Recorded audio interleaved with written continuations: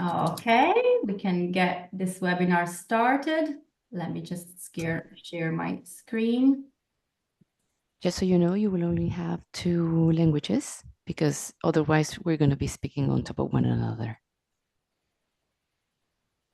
Thank you. Let me just. All right.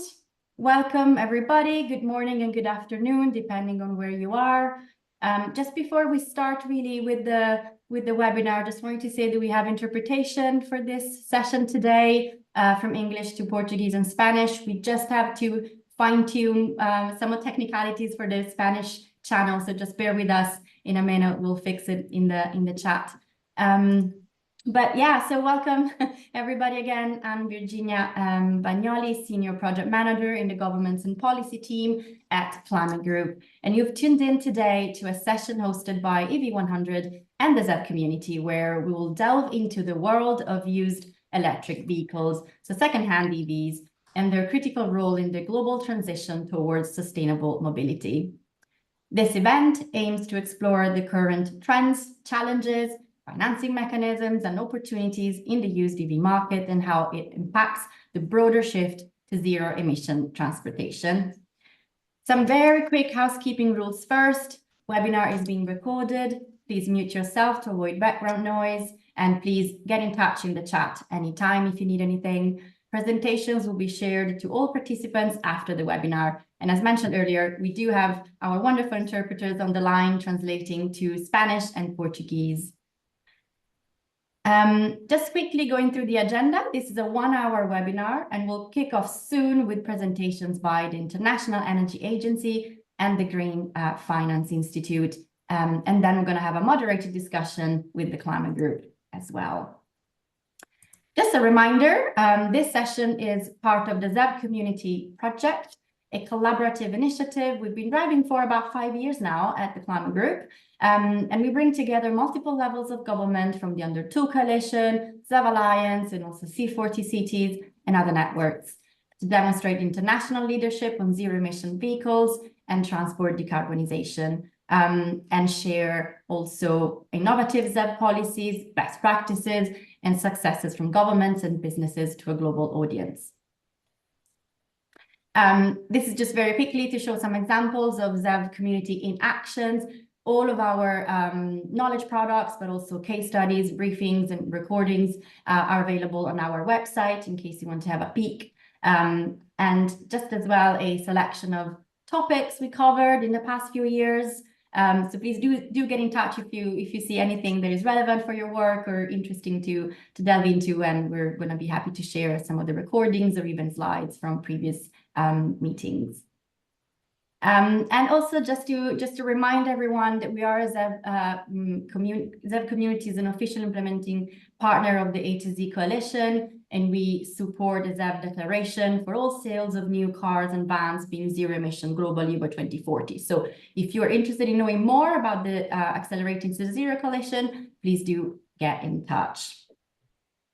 All right, I think we're ready to go into speaker's presentation actually right now. So just to go, to introduce our speakers today, I'll start from you, Mathilde, just to check that your audio is fine. Mathilde Huismans is our energy data researcher from the International Energy Agency. So thanks so much for being here with us today. Thank you, Virginia. Nice to be here. We can hear you fine, which is great. And then we also have Tom Park, Associate at Green Finance Institute. Hi, Tom. Hi, thanks for having me. Awesome. And also our Head of Transport, Dominic Finn from Climate Group, just checking your audio as well. Thanks, Virginia. Hi, everyone. Great. I'm going to stop sharing my screen, actually just pass the floor over to you, Mathilde, as our first presenter. Let me just stop sharing so we will go to you. Yeah. So I should be sharing now. Is that working? Yes, we can see fine. Okay, great. All right, then let me get started. Well, first of all, thank you again for having me here and for being able to present our work on used EV that's been doing. My name is Mathilde Huismans and I work for the International Energy Agency. In the team I work in the agency, we focus a lot on the transport sector. And since 2013, we have been publishing the Global EV Outlook. This publication tracks the deployment of the EVs for many countries, and we also analyze the future energy demand, emissions, and much more. And in this year's publication, we also had a section on used EVs. So I will be presenting first a bit on like how the new electric cars were doing, then a bit about the used EVs, and also touch up on international trade in used EVs. So a lot to cover, and I'll try to be very brief. Just a bit more on our other publications. So our team also works on the energy technology perspectives, which focuses on trade and manufacturing of clean technologies. Here we cover EVs, but also batteries, solar, and wind energy. And lastly, our modeling work for transport also flows into the World Energy Outlook, which is another product of our agency. So, like I said, let's start with the new electric car sales, how they're doing, because this is obviously where all the used electric cars are coming from. And for the new electric market, we see that they're mainly being sold in China, Europe, and the United States.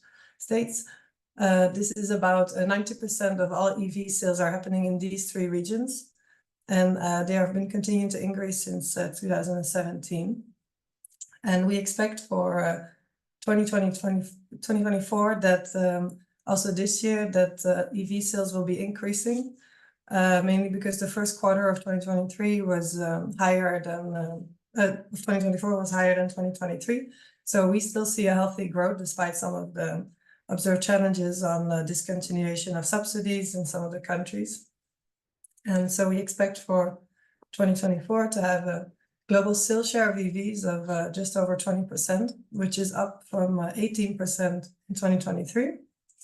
And just to break down the three markets, in China, we expect electric cars to be around 45% of all cars being sold, which is nearly half. In the EU, this percentage is about half of China, so 25%. And in the United States is another half of the EU, which is will be 11%. So we see a steady increase in all of these markets, but also other parts of the world. So, for example, India, Thailand, Colombia, and Indonesia, we see a lot of uptake of EVs. So we're also very much interested in what's happening in those regions as well. So now to dive a bit into the second-hand electric car market. We thought it was very interesting to cover this topic in GEVO, mainly because globally, many people are way more likely to buy a second-hand car rather than a new one. So to have the full transition to EVs, this market is very interesting to track, and therefore to see how it's maturing, if it is maturing, what the obstacles are in each of these three regions. So in China, being the most mature market, we see that the second-hand electric car sales are increasing rapidly, so over 40% in 2023. And this is quite a big, like a large amount of EVs. It's about 10% of all EVs sold in China, 800,000. But the sales share in the second-hand market is only 4%, which is a lot lower than the new market. But it just goes to show how big these markets are when you talk about second-hand markets. The price of the second-hand car market in China was quite relatively cheap, about $11,000, which is less than half of the sales weighted average of a new car in the world. So they are affordable. They're still maybe a bit expensive, but definitely very interesting to see such a big uptake. Then we continue with Europe. We researched 6 European countries because the data was quite limited for the whole of Europe and a bit difficult to track. So we just focused on the 6 biggest used markets. And here we also saw in 2023 an increase. In 2022, the European total used market was shrinking a lot. So that's why we don't see this in 2022. But in last year, we saw a big increase. And I will dive a bit more into the resale value that we saw for the European markets and some of the trends between the countries. Lastly, the United States, here it's also surprisingly a large market for used EVs.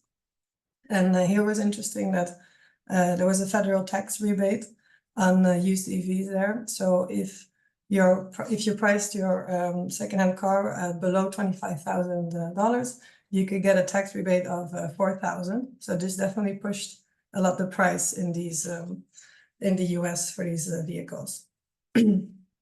And just to zoom out a bit and see what this all means for the world. So together in 2023, we had 1.5 million used electric cars sold last year, which is roughly the same number of electric cars sold in the US last year. So it's quite a decent thing to keep track of. So now the price of, it's very interesting to see that the price of used EVs is also important for new cars. And this happens because when a company or an institute such as the IEA does a total cost of ownership analysis, they take into account 4 main things. The first one being obviously the price of the car, and perhaps there are like financing costs. So this will be important to analyze between the two powertrain of BEV and ICEs. Secondly, the operation costs. So for EVs, we say that fuel costs are lower because it's more efficient, and electricity might be cheaper, and also the maintenance would be lower. So this is the second bucket that we look at. Then we also include the subsidy. So this would lower the purchase price of the car, and this would make it more attractive to buy it in the first place. But then the last category, so the resale value, how much you get back relative to how much you bought it for, is important to really keep track of, because this kind of determines in the end your total cost of ownership a lot. And if you have a relative lower resale value for secondhand cars for a BEV than for ICE, then you would be less attractive to buy a BEV than a conventional car, and you would make you would kind of be scared and hesitant to buy such a car. But on the other hand, if the resale value is actually much higher than ICE, then it could be more attractive for electric car owners to buy a car. And we've analyzed for the European Union and for Europe countries and China, the difference between the resale value of ICE and a BEV. And we saw quite a big spread between the different countries, which is kind of obvious because, well, Spain and Switzerland are not the same EV market. So we saw that in Switzerland and Austria, the difference between an ICE and a BEV is smaller, so it's still negative. Your resale value is still lower than the ICE, but it is encouraging to see that it's moving towards to even out a bit. Whereas in Spain and Italy, the uptake of EV is not as high as in these other countries. And here we see that, yeah, you might, the resale value of your BEV might be a bit lower compared to your ICE, but this difference could change over time. And maybe in 5 years, it will be that we're all kind of even out, or we'll have to keep track of these kind of trends.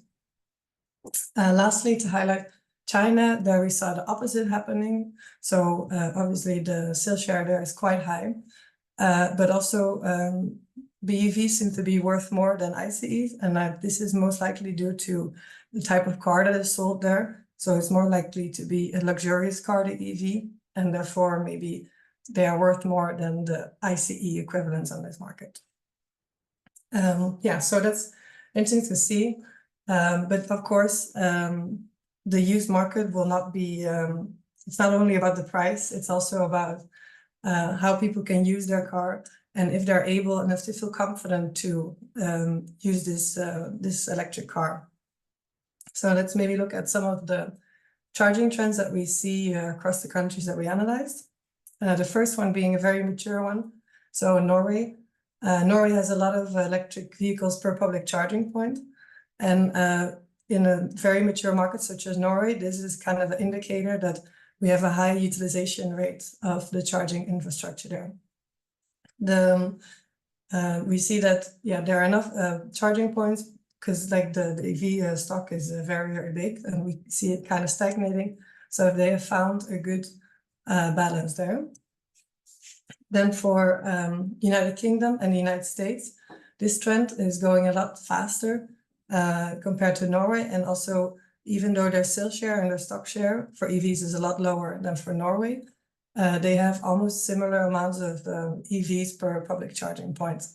So for these kind of countries, this kind of trend is a bit more worrying, because we could mean that the people might be limited to, or like they feel less confident because there are not enough public charging points for new extra EVs that are coming in the coming years.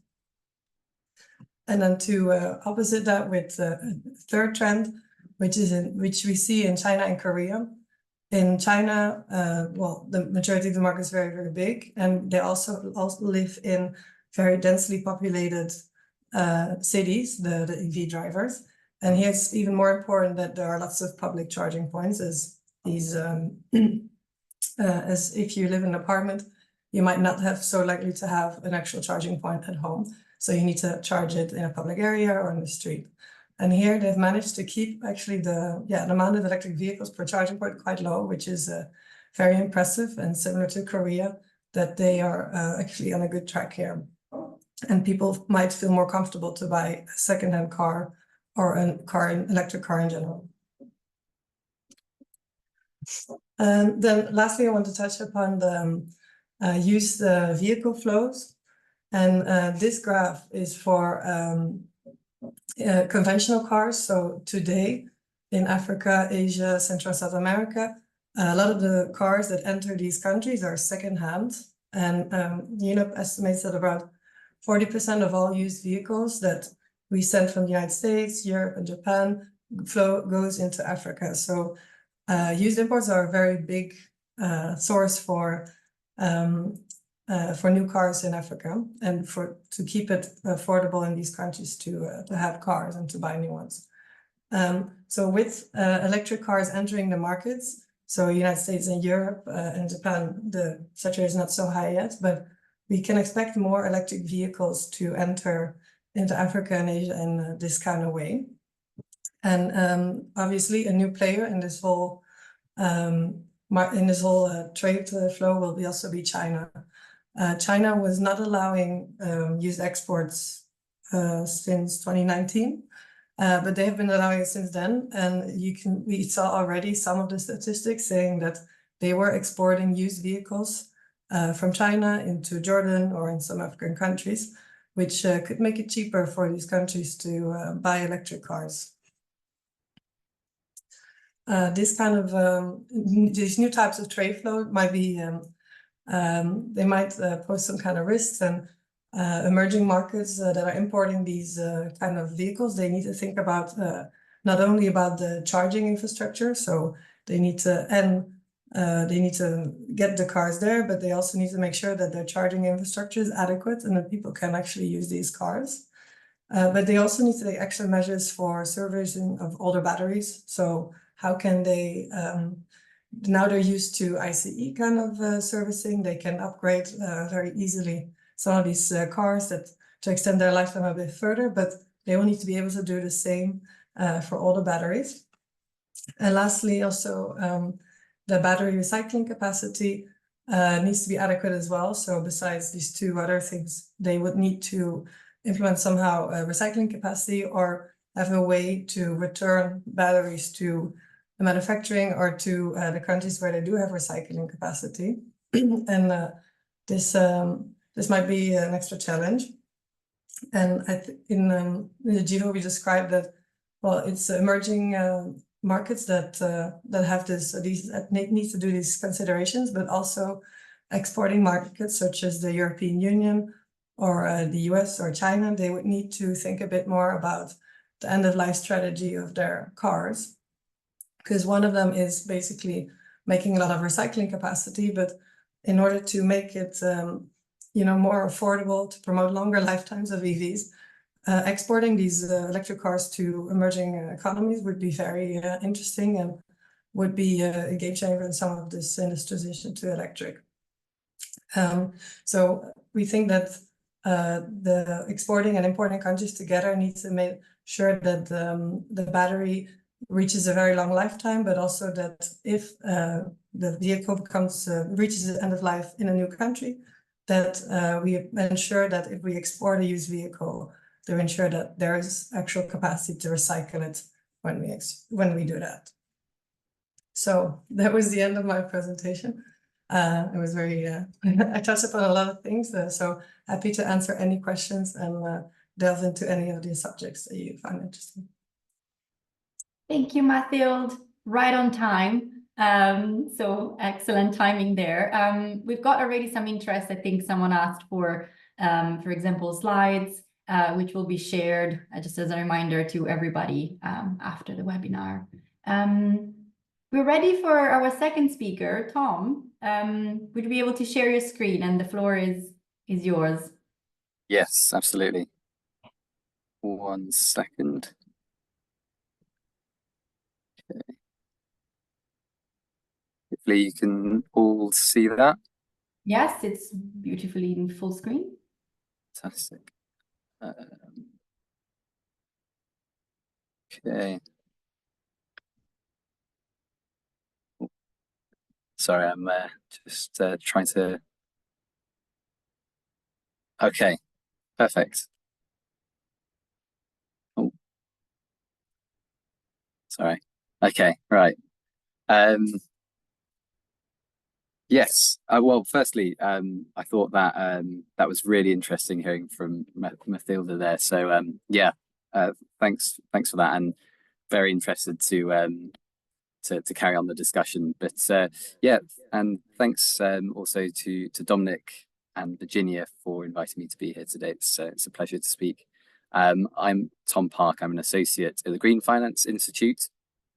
We are a UK-based organisation where we work to catalyse private investment to accelerate the transition to net zero.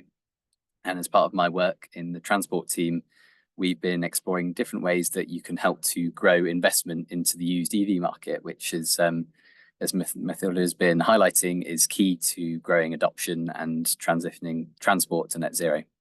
So I'll spend the next 10 minutes or so to tell you why data and information is key to unlocking this market. Quickly tell you a little bit about the GFI. The Green Finance Institute basically believes in, we were created with the vision that finance could be an enabler in the transition to net zero. So we were established in 2019 with seed funding from the UK government.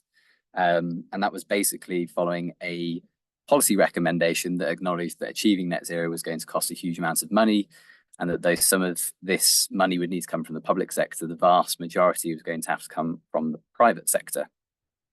So we were basically created to occupy a neutral position between the public and private sectors to identify the barriers to finance and design solutions that could help channel private capital at pace and scale.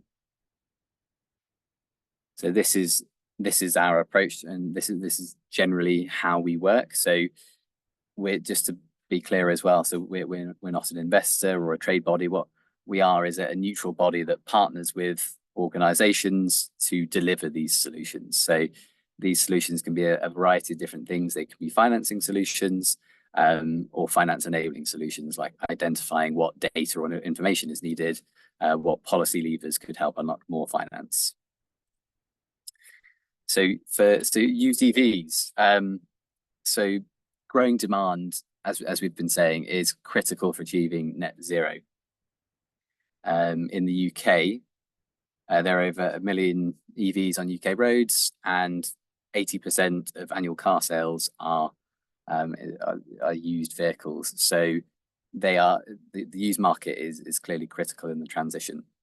We carried out some consumer research last year that basically identified 3 key concerns that consumers have that apply to all EVs, but specifically these concerns come up when you're looking at used vehicles, and that is battery health, affordability, and charging infrastructure.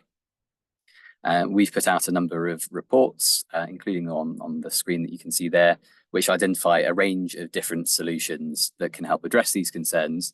And that's what I'm going to quickly run through today. So I'll touch on some of the solutions that we've been looking at for each of these areas. So starting with battery health. So we, through the course of our work, it's completely clear that battery transparency can help alleviate concerns around battery health. So that there is growing evidence that EV batteries maintain good health over significant periods of time. So, for example, I've just listed a Geotab there on the right. They published a study last year which showed that batteries across all makes and models only decline on average 2% per year. But despite this, when we conducted our research, 62% of consumers still said that they wouldn't buy a used EV and cited battery lifespan as a reason why. So we've been working on a number of solutions which help to address this, one of them being battery health certificates. So that's the idea of providing a certificate that gives consumers the key information they need on the state of their battery. Clearly this isn't a new idea, it's not a new concept. And there are lots of different ways that you can measure battery health.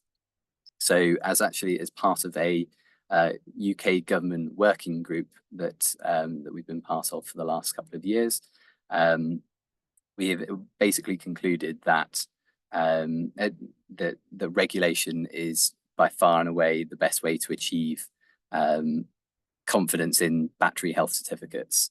Obviously, we identified early on that that if there are battery health certificates which are providing unreliable information to consumers, this can this can damage the market. So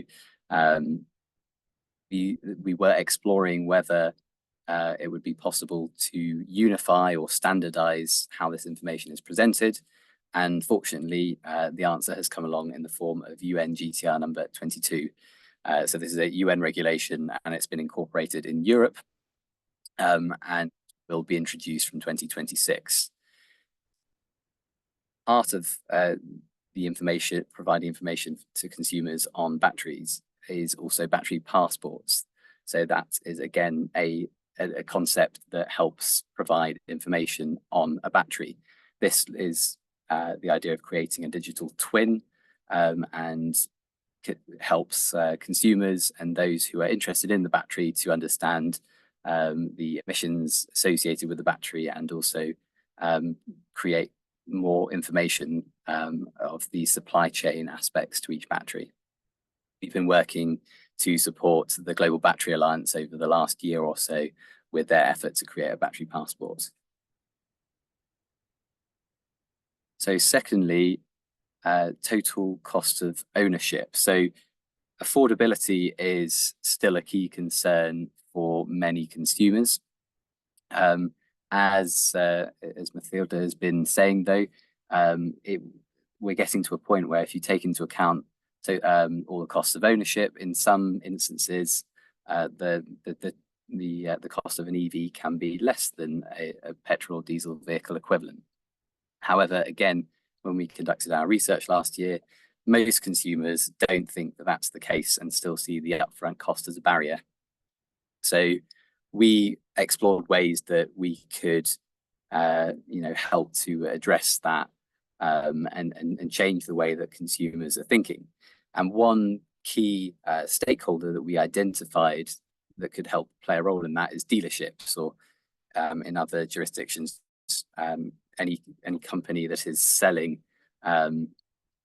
cars to consumers. With that consumer-facing relationship, they have a unique position where they can help provide that information. So again, as part of the the UK government working group, we supported the ZEMO partnership in creation of their best practice guide, which can help give information to dealers so that they can then pass that information on to consumers. And then secondly, we also identified the role that finance can have in helping to change that mentality.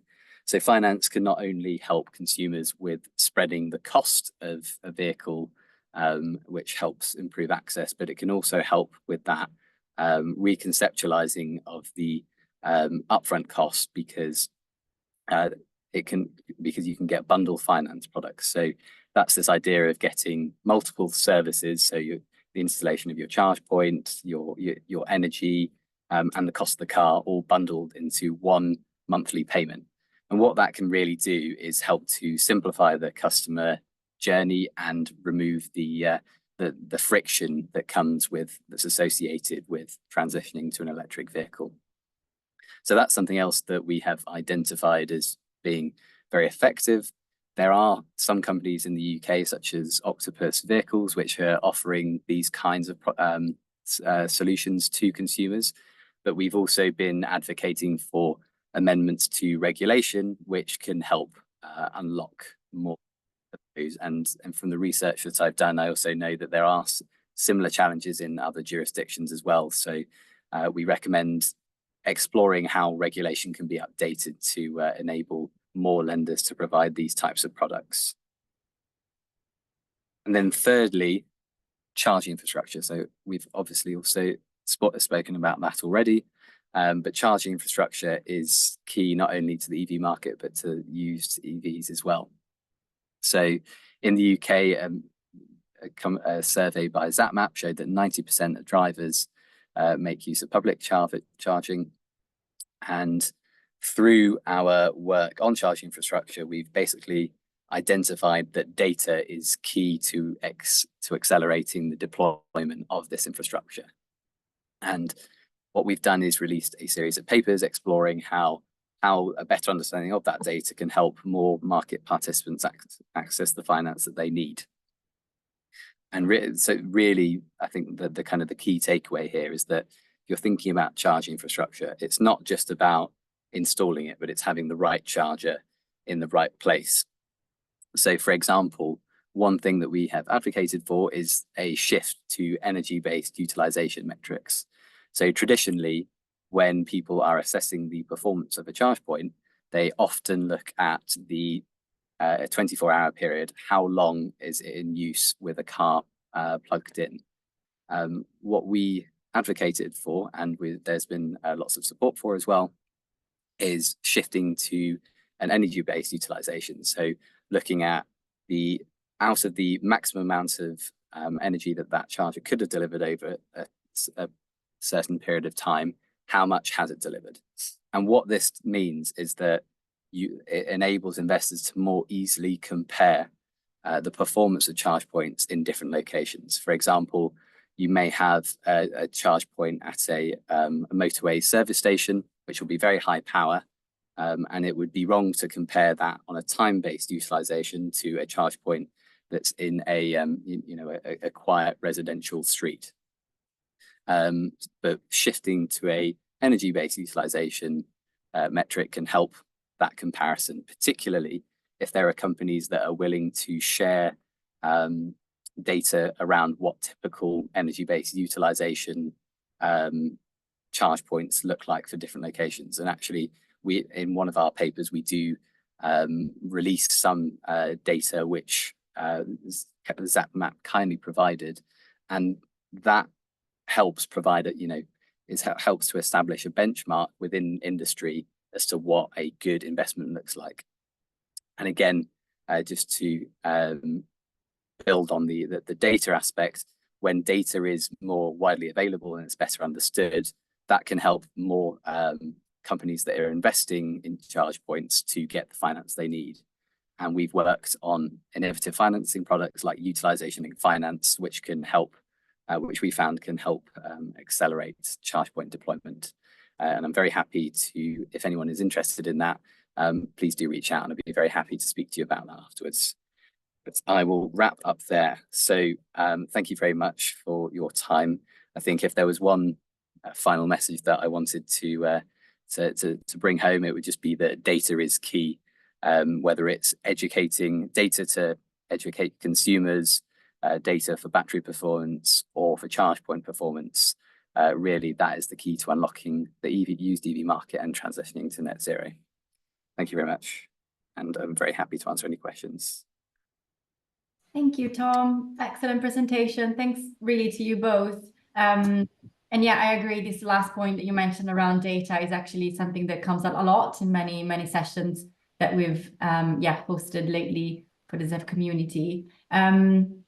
We can start sharing your screen now. I think it's fine to move Sorry. the next session for this webinar. I think I'll give the floor to Dominic. We have about 20 minutes for a discussion. We've prepared some extra questions to go a little bit deeper in some of the aspects that you both presented on today. So yeah, Dom, over to you. I know that we have, for example, a question coming from the floor. I'm not sure if you want to cover that later, or if Hamed from the A to Z Coalition, thanks for being here. If you want to type it in the chat as well, that works for us.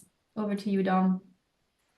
Thanks, Virginia, and thanks very much, Tom and Matilda, for those great presentations. And yeah, just to introduce myself properly, I'm the head of transport at Climate Group. Welcome to you all. We're really glad to have this session. It's a hot topic for us, and as this transition develops, the EV transition develops, we're seeing the new vehicles start to feed into the second-hand market. It's really important to understand how to stimulate that effectively. And yeah, it's just a good chance for us to hear from you, as well as hear from experts here on the nature of this element of the transition.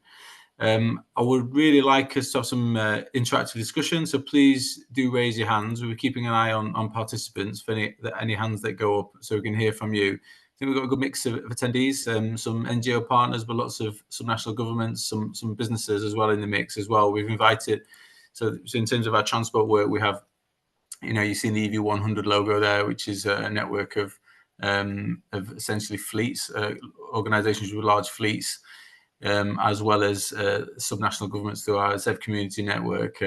So you're coming at this issue from quite different angles, but crucial for both networks. And so very keen to hear from you. And please put questions in the chat, or put your hands up when we come to them. I do have a couple of initial questions, and I'll first come to you, Matilda, if that's okay.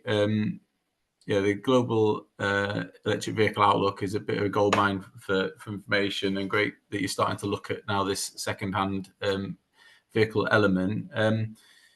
In terms of regulation, which I know you look at a lot, and from our point of view, regulation is key. We tend to look at it from a new vehicle perspective, so we're looking at charging infrastructure and subsidies and regulation, etc., to stimulate new vehicles. But just wondering, from a second-hand vehicle market, whether there's some good examples of subsidies or financial mechanisms or regulation which is already having an impact on the second-hand vehicle market, and maybe it's something at a subnational or national government level. I was wondering if you had any examples that come to mind. Yeah, so obviously there are a range of subsidies and incentives you can think of. The financial ones, or even reducing tariffs on import duty, mostly goes for new cars, but also for all other types of cars. So there are kind of some of the subsidy regulation, they're also applied to used EVs, such as in Norway. Here, the incentive for EVs, they have no purchasing taxes, and well, depending on the price limit, they also reduce the toll. So this is for used EVs as well, not only new cars. And so all these vehicles benefit from the same measures there. Then at subnational level, we found that in California, actually in the US, they have a few rebate programs. One of them being Clean Cars for All. So here you have, for lower income housing, you have they can scrap their conventional car and they can buy a new car or a second-hand car, and you get incentive to buy this electric car even if it's used. But they need to bring back their old car. You also have the Clean Vehicle Assistance Program in California, and here you can get a grant for a new or used vehicle. So those are very much buying a used vehicle. Also similar in the Netherlands and in France, you also have subsidies for used EVs. So these are very much still on the incentive side.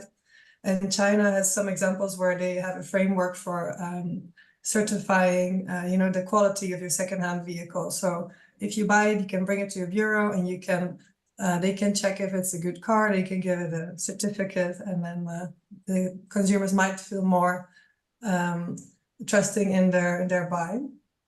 And also in many countries, you have a lot of charging subsidies to charge your car at home, to install this kind of equipment and to be able to drive this used vehicle around. So those are the few I've seen already. Obviously, there could be more, but yeah, this is for what I have done. Thanks, Matilda. And yeah, it's good. There's that element of like in-use incentives, yeah, toll roads, because parking in some markets you have, you know, reduced or cheaper parking. When you were talking, I drive a used electric vehicle myself and live in London, and I'm not subject to the congestion charge, or you know, it's coming into London. So, but it's another kind of a little example which I've not considered before. So that it does play an important role.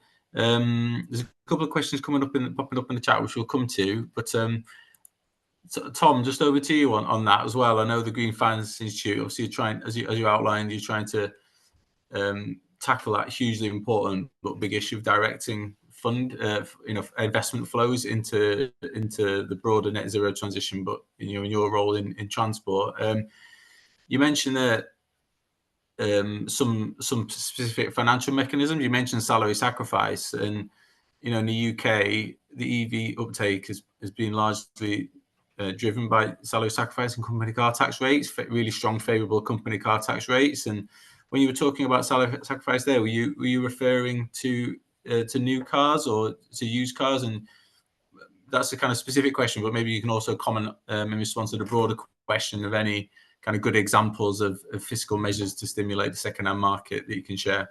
Yeah, sure. So just on salary sacrifice, that's been, yeah, it's a really good example actually of a really effective policy.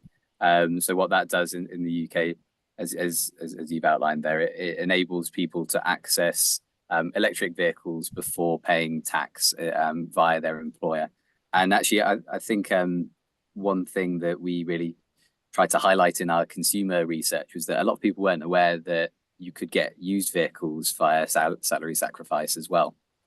So, you know, a lot of the time it's actually about raising awareness among consumers as to what's available to them. But I guess in terms of fiscal policies that are really effective, it's obviously, I mean, Matilda's mentioned some just that can help, you know, reduce the cost of EVs. And if you specifically, you know, target those at used EVs, that can obviously help. But there are other things that you can do as well that target drivers who are more likely to be using used vehicles. So, for example, one challenge that we have in the UK is that tax rates on energy are much lower if you're charging at home compared to if you're charging publicly. And there's lots of data which shows that if you're driving, you know, a newer EV, you're more likely to be from a higher income bracket and have access to charging at home. Whereas if you're driving a used car, you're more likely to be using public infrastructure. So it's looking to ensure that you know, really you're considering all kinds of measures and just ensuring that used vehicles and new vehicles are on a level playing field, basically. So that's something that you can consider. In terms of measures which government can introduce to encourage the flow of finance, we've talked a little bit today about residual values, and I mean, this, you know, this also just helps the EV market generally, but there, you know, there's a potential role for government to provide residual value guarantees to lenders. And what this does is helps provide them with more confidence around what the residual values of these vehicles are going to be, and therefore they can offer finance products at a more affordable rate. And then if you've got lenders offering affordable finance, that's more likely to enable more drivers to access these vehicles. And you could definitely tailor a scheme like that to specifically target the used EV market. Thanks, Tom. Yeah, since what I remember us discussing residual values a while ago, and that was a particularly important issue for a lot of our members, EV100 members in the leasing sector in particular. It's interesting that the slide that you shared, Matilda, around residual values seem a lot more stable in Austria and Switzerland, as opposed to, as you mentioned, Southern Europe.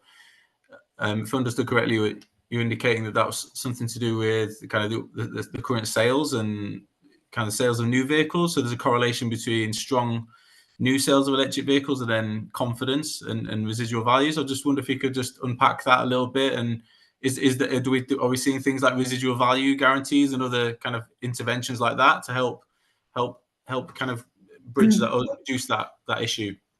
Yeah, so I think in Austria and in Switzerland, I think it definitely contributes that if EVs are popular in these countries already, then there will be more people looking for secondhand EVs, obviously. So then they are better to sell them at a good rate, and also more likely that in these countries where you have a high EV share, that the charging, public charging equipment or home charging is much easier too. So here all the conditions are a bit better than in these other countries. I think to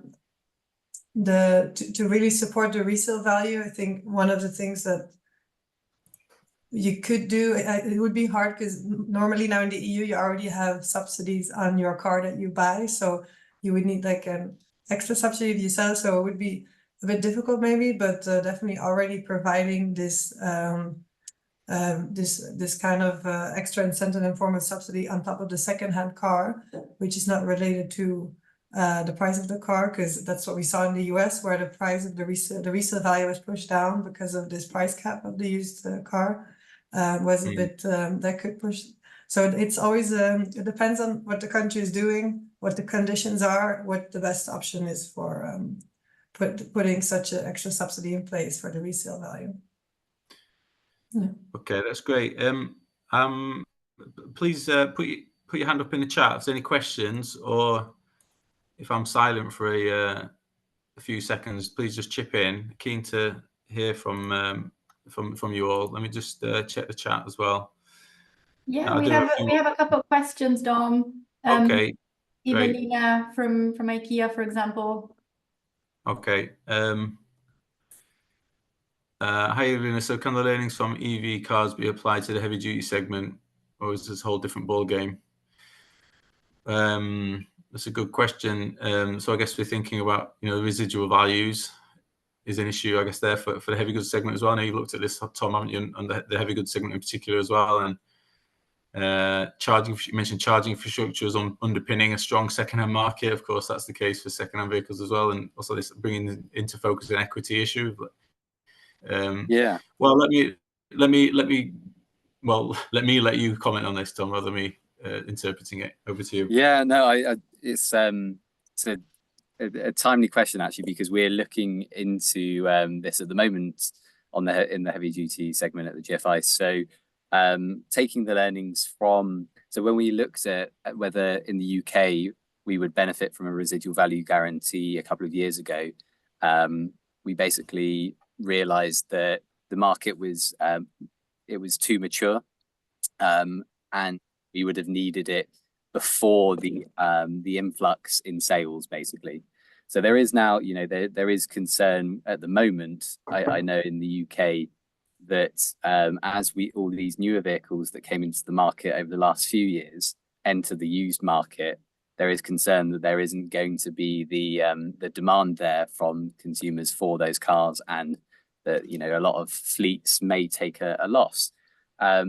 The problem is with the residual value guarantee that wouldn't address that problem. That it's unlikely that if a guarantee were introduced now, it would apply retrospectively. So really what you need to be doing with these types of schemes is thinking ahead and apply and setting them up ahead of time.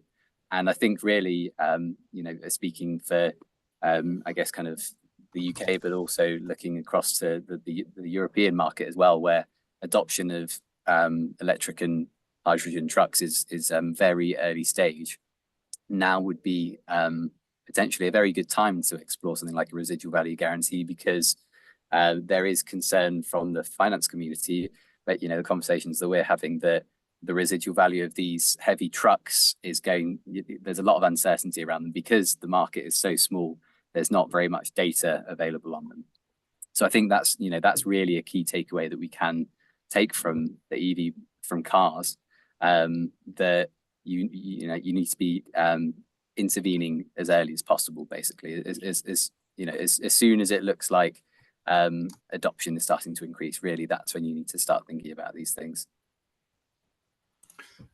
Thanks, Tom. And that's a good one for us to take away. Context of EV 100 plus, our medium and heavy duty initiative. So yeah, let's hold that in mind and work with you, Evelina, and others in that network to develop potential residual price guarantee ask for that segment. There's a question in the chat from Nate Wallace, also around EV procurement requirements for firms that generate significant vehicle turnover, such as corporate fleets, car rental terms. So it's a very hot topic at the moment with fleet mandates being proposed by the European Commission, and also in France there's a proposal tabled to increase or create requirements around a fleet mandate in France. I think there's a fleet mandate proposed in California to couple the ZEV mandate as well. So essentially, it's a requirement on fleets to procure an increasing percentage of zero emission vehicles, and I think they're important. I mean, the whole idea behind, not the whole idea, but a large part of the idea behind EV 100 is large fleets are the entry point of new vehicles onto the market, working with members and getting the right policy conditions in place for large fleets to procure fully electric vehicles.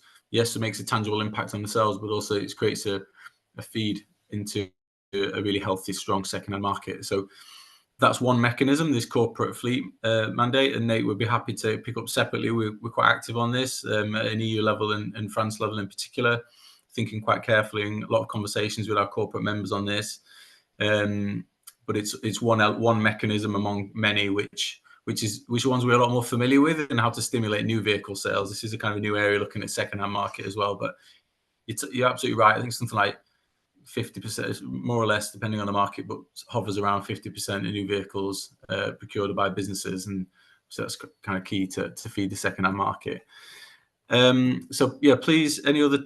Let me just check if there's any hands up. Any other questions, please do let us know. But I wanted to come back to another point that you raised around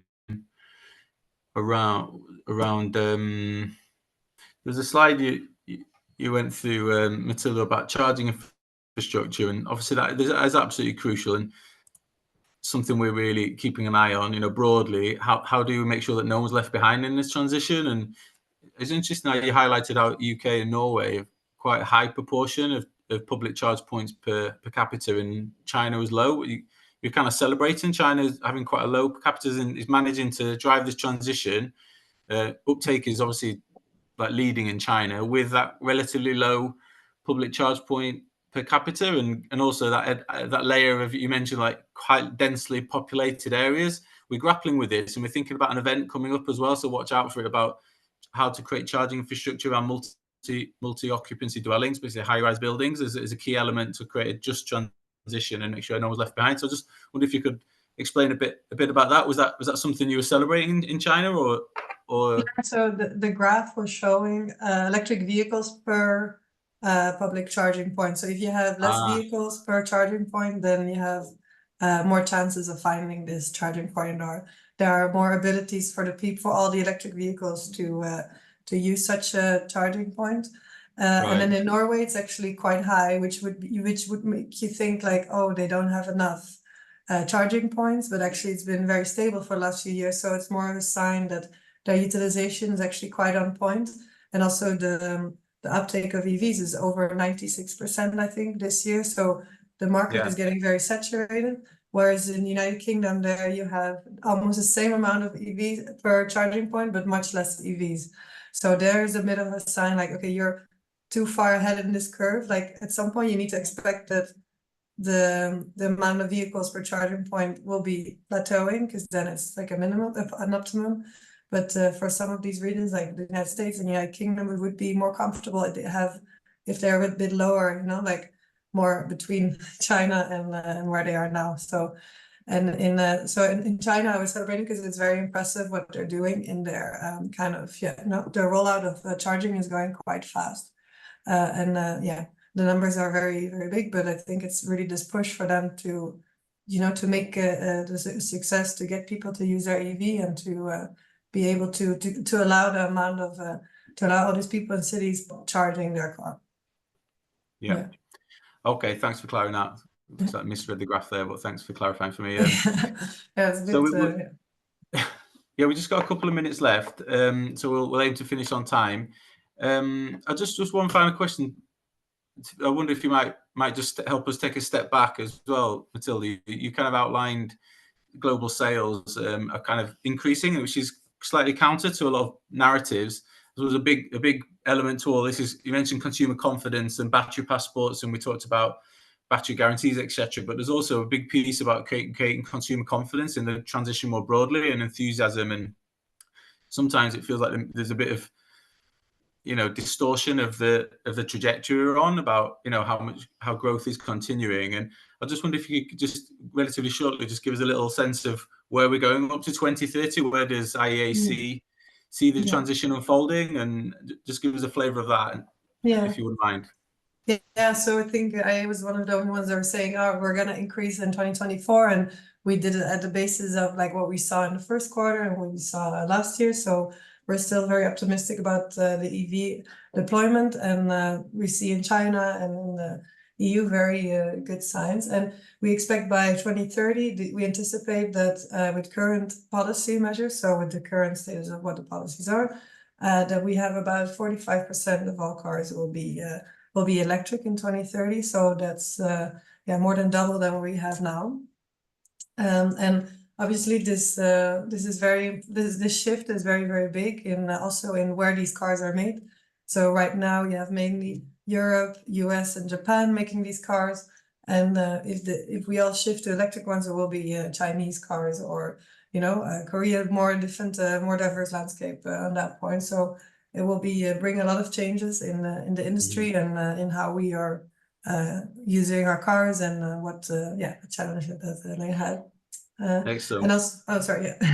Sorry, I think we're gonna have to wrap up, because I'm gonna have to pass to Virginia just to say a few closing remarks. But just thanks for that. There's lots more we could talk about. I really look forward to working with you, and you, Tom, as well, as we all work together on this transition and get the right policy in place. And it's an exciting time, but lots of challenges remain, needless to say. So also on my behalf, thanks very much for everybody for joining, and look forward to continue to work with you. I'll hand back to you, Virginia, just to close.